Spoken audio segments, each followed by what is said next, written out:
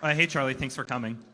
I want to ask a question about racism. I know you've argued that systemic racism in the U.S. doesn't exist. I wanted to point out some answers I think that's obviously wrong and see what you think about it. So just starting with the issue of crime, we know for a fact, because it's been studied pretty extensively, black people and people who aren't black or white people use drugs, commit nonviolent drug offenses at pretty much the same rates.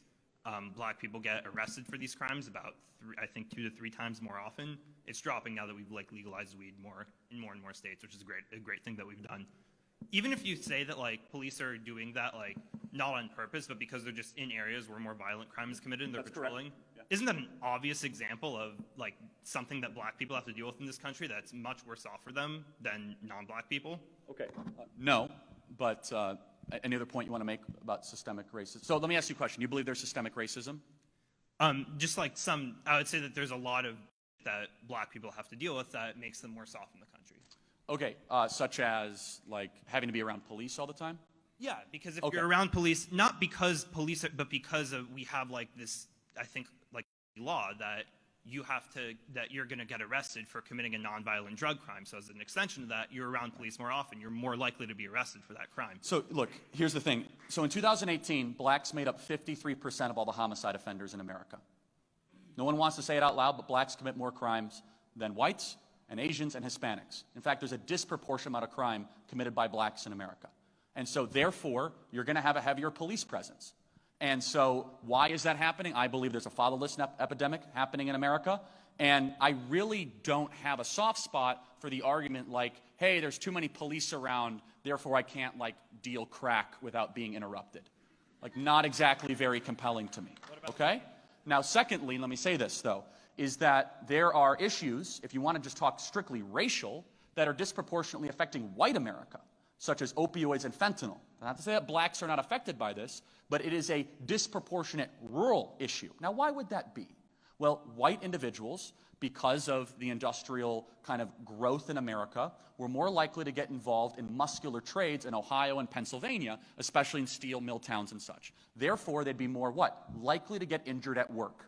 So you get likely to get injured at work because of the Sackler family, which you and I could probably agree are a bunch of criminals who should be put in prison for a long period of time. They started to overprescribe Oxycontin, into the communities, and therefore getting these people addicted to the high of an opioid and then searching for other places to go there. So we could play these kind of racial games all the time. Is it fair for someone in Southeast Ohio who's white, who was a son of a steel mill worker, and all these things, that they might have been more exposed to this sort of thing?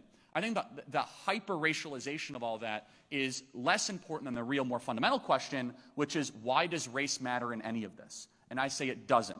I don't like looking at people through a racial lens. If you want to do that, which I said, the statistics are not good at all. In fact, it shows that there's an under-policing problem in black neighborhoods across America. In fact, 50% of homicides go unsolved in Chicago, 50%, because of lack of detectives and lack of police in a lot of these areas.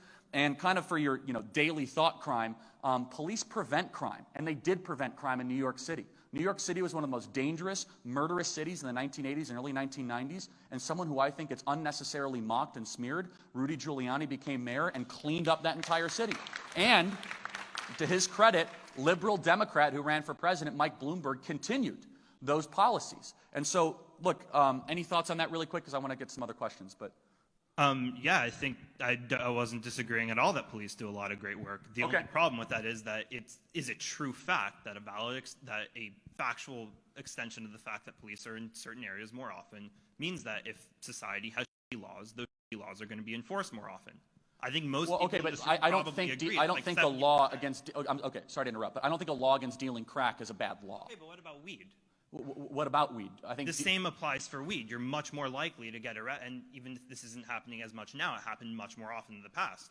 You're much more likely to get arrested. So there's been plenty of studies done by Harvard and Maryland showing there was actually an under-policing problem in a lot of these communities. You and I could do statistics all day long because I'm sure that there's plenty that you could cite. But first of all, I'm not a fan of legalizing marijuana. I think it's a really bad idea. But I can probably agree with you that there is a problem with locking people in prison for an extended period of time for using marijuana. But there's another more fundamental question, which is this, which is you can get into sentencing, right, which is usually kind of a talking point, which is that the most important thing when it comes to your likelihood of going to jail if you commit a crime is less about your skin color and more about your wealth and how competent of a counsel you can hire, right?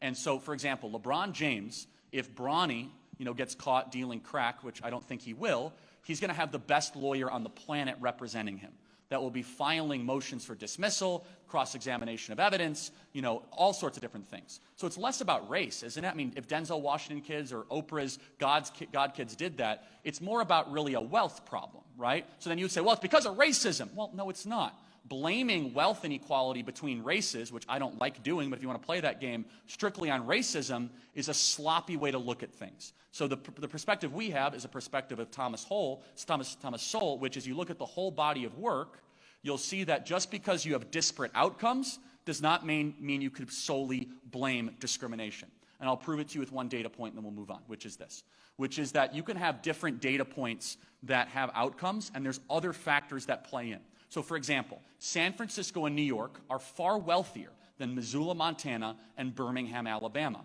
Why? Someone would say, racism. Well, no, it's not. Mountain towns and inland cities are just less likely to be around commerce and trade. And port cities, by definition, are always wealthier.